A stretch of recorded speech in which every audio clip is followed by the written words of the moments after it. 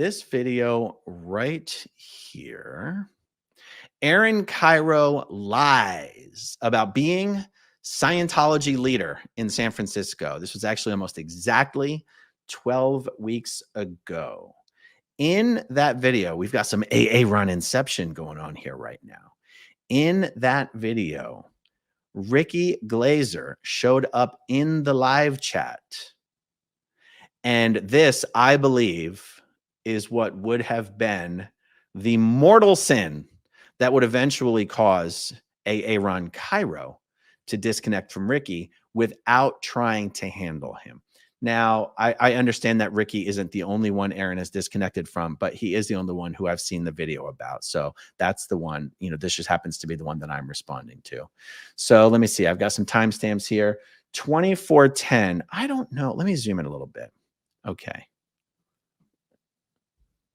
Okay, so 2410, Ricky pops up. I've got the sound turned off on the video that we're watching on. So, and you can see, so he says, "Hi chat, are there any skaters in here?" He says, "I'm not a Scientologist for what it's worth." He then later says, "I'm here to learn." And then he says, "Oh, this would have been a big deal." He says, "I read Mike Rinder's book." Uh-oh, that makes Ricky a PTS of the highest order. He read Mike Rinder's book. And by the way, what Ricky would not have known is that Scientology's Office of Special Affairs watches every second of every video that I do, reads every comment in the live chat and in my comments section. And my comment section was very much pointing out that Ricky Glazer, a Braille employee, was in the chat. And I did bring up one of his comments on the screen as well. He asks me, what does it mean for Aaron to be the leader of Scientology in San Francisco? And then he says again that he is not a Scientologist. Okay, so now I am going to show you the part of the video where I bring Ricky's comment up on the screen, because essentially what happened in this video is when Ricky's in my live chat and he makes a comment and I bring it up on the screen and I respond, Ricky and I are essentially having a conversation in real time. That makes Ricky Glazer connected to one of the biggest, baddest, most evil SPs in this sector of the Galactic Federation. And I very much doubt that Ricky knew what a big deal that would be for Aaron and Scientology and Braille. Okay, the part where his comment comes up on the screen is 3823. And I'll turn, again, we're going to have some AA run inception here. Let's do this. Okay. Ricky Glazer says, "Do David Miscavige and Kyro work together and have communication?" So I'm going to say, okay, if Aaron Kyro, I'm going to say possibly. Here's what I mean.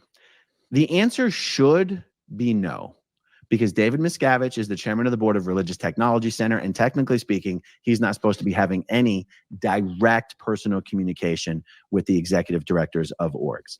The caveat to this is that these executive directors and their command teams just finished what David Miscavige considers to be the most important training evolution in the history of Scientology. Now, I was a part of one of those earlier training evolutions back in 1996. And I can tell you that when we finished that training evolution, we were all told directly by David Miscavige that we basically all had permission to use what he called the bat phone. Where in Batman, you pick up the red phone or whatever. And was it a direct line between the commissioner and Batman?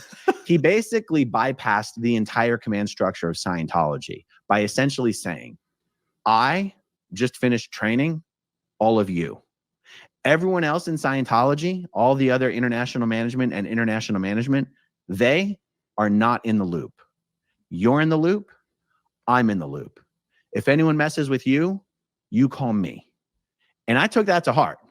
That message from David Miscavige served me very valuably. It served me in many ways during my successive years working at the Philadelphia organization and then later working in the Sea organization.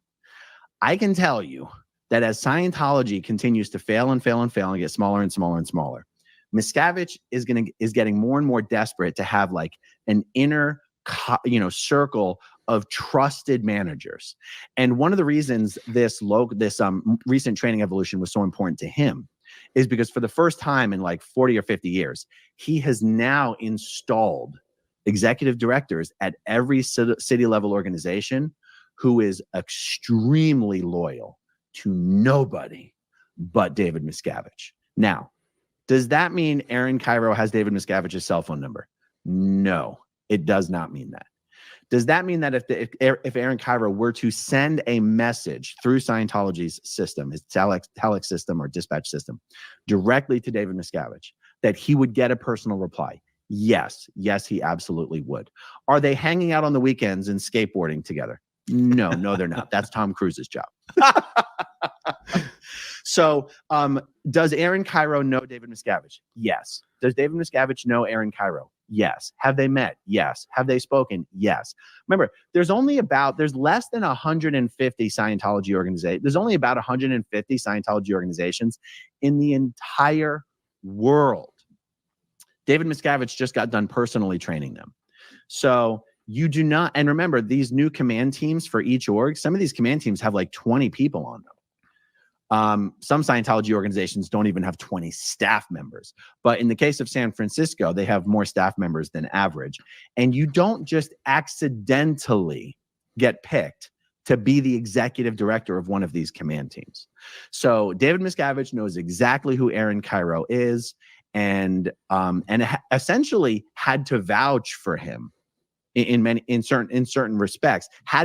Aaron Kyro had to be approved by David Miscavige to become the new executive director of the San Francisco Day Org. Have no doubt about that. Very good questions, though, Ricky. I appreciate it. I'm going to see if there's any more follow-up questions from you here. I really thought this clip went for another 30 seconds, so let me just make sure I didn't. No, I guess not. Okay, but there is an earlier timestamp where I think I actually pointed out what a big deal, because someone's like, oh, is Ricky a Scientologist? And I was like, oh, just the fact that Ricky is in this chat at all means he's not a Scientologist, because if he was, he would be in an awful lot of trouble. So let me just show you that clip here.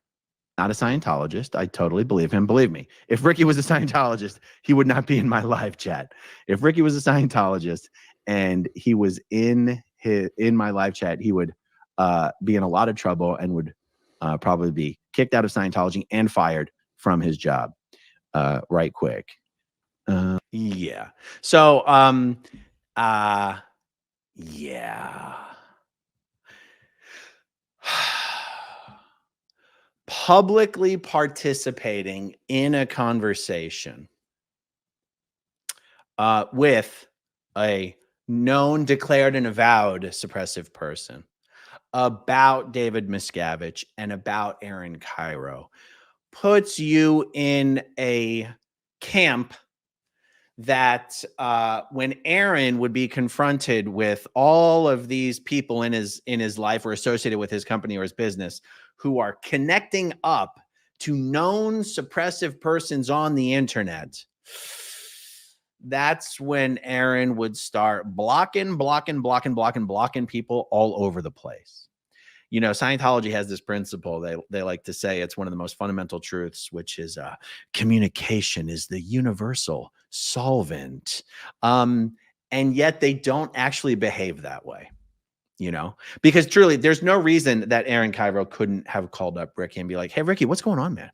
What's going on? Why? Like you, I got this text from you.